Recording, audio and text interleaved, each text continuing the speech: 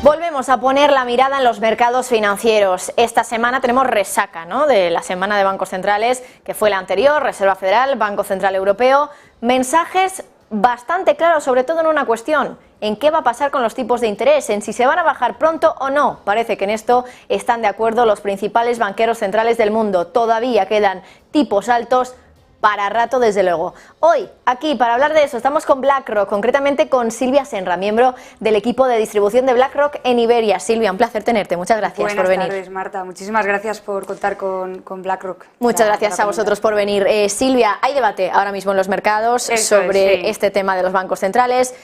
Los mercados creen que la bajada de tipos llegará en unos meses, en 2024. Los banqueros centrales dicen lo contrario, que todavía quedan tipos altos para rato.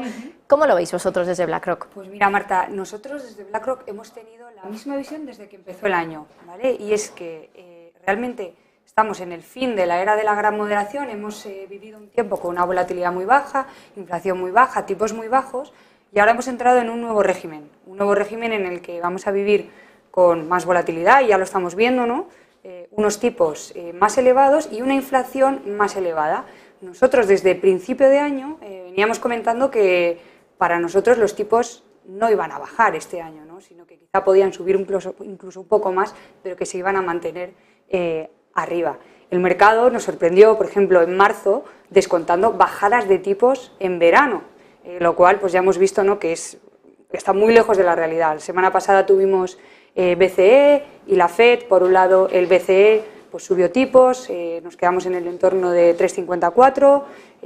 La realidad es que es la octava subida que llevamos, ¿no?, seguida, y vemos que esas subidas pueden incluso continuar. De hecho, Christine Lagarde dijo que ella no iba a parar hasta llegar a ese objetivo de inflación del 2%. La FED, por otro lado, es verdad que hizo una pausa, pero eso no quiere decir que no vayamos a ver más subidas de tipos. De hecho, el diagrama de puntos pues estima de alguna manera que va a haber 2 subidas de tipos más.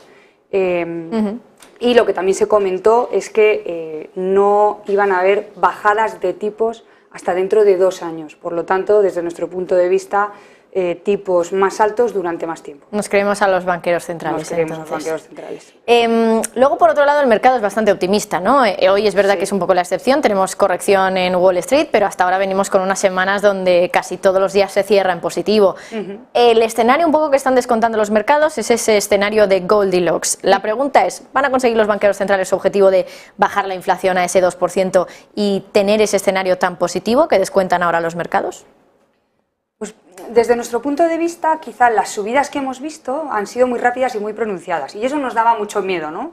Realmente pensábamos que el crecimiento se iba a ver dañado por esa velocidad y por lo abruptas, ¿no?, que han sido las subidas. Pero la realidad es que los datos son bastante mixtos y que nos está sorprendiendo la resiliencia de la economía. Es verdad que vemos una desaceleración del crecimiento, eso es normal, es un poco lo que los bancos centrales tienen que conseguir para mitigar o bajar esa inflación, pero vemos datos, por ejemplo, un mercado laboral muy sólido. Pues ahora mismo acaban de salir datos del mercado de inmobiliario en Estados Unidos también muy sólido, un consumo que continúa muy sólido, y es que pensamos que las circunstancias en esta ocasión son diferentes a otros momentos de desaceleración económica. Vemos, por un lado, un mercado laboral muy sólido, ¿no?, ya hemos hablado de eso, y por otro lado vemos unos niveles de endeudamiento mucho más bajos, ya sea por parte de empresas como por parte de particulares, y eso está haciendo que la economía de alguna manera sea más resiliente. Dicho esto, nuestra casa es conservadora. BlackRock tiene una visión conservadora, cauta, en el corto plazo, sobre todo respecto a renta variable, si lo comparamos con renta fija, que para nosotros tiene pues mucho valor, pero sí que pensamos que el mercado quizá es demasiado optimista, ¿no?, con esta fiesta que se está dando la renta variable. Claro, una de las cuestiones que tú tratabas era el tema del dot plot, ¿no?, de ese diagrama de puntos, 2 subidas más de tipos. Pero claro, ahí estaría el tipo terminal, ¿no?, el tipo en el que ya se acaban esas subidas de tipos, se mantienen esas tasas de interés en un nivel además bastante elevado.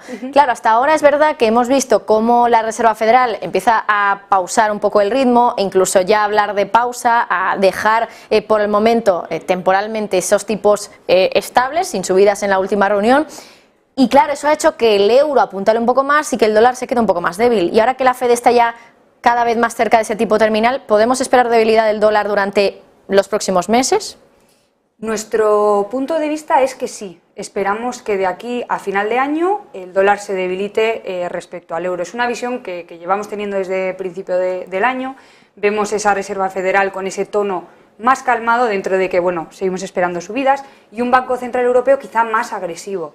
Aparte de eso, tenemos otras dinámicas, que son las dinámicas de crecimiento o económicas, que van a llevar flujos de dinero, desde nuestro punto de vista, quizá menos a Estados Unidos y más a Europa.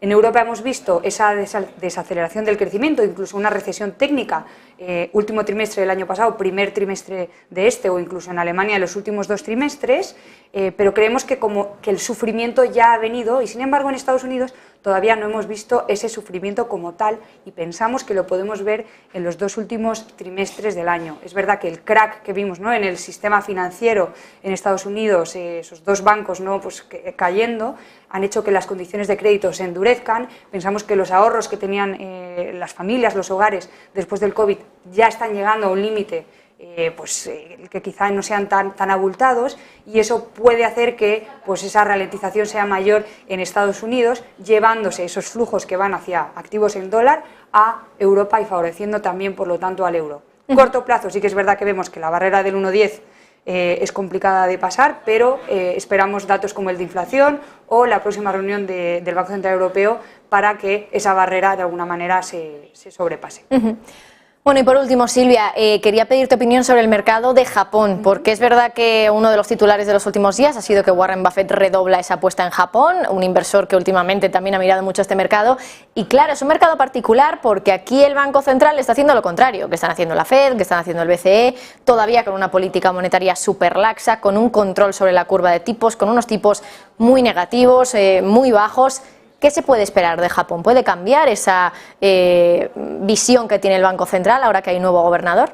Pues la verdad es que sí que esperamos nosotros, y el mercado también lo descuenta, normalización en las políticas por parte del Banco de Japón. Por un lado vemos una inflación controlada, algo que no veíamos desde hace décadas, y un mercado laboral con unos salarios que están creciendo.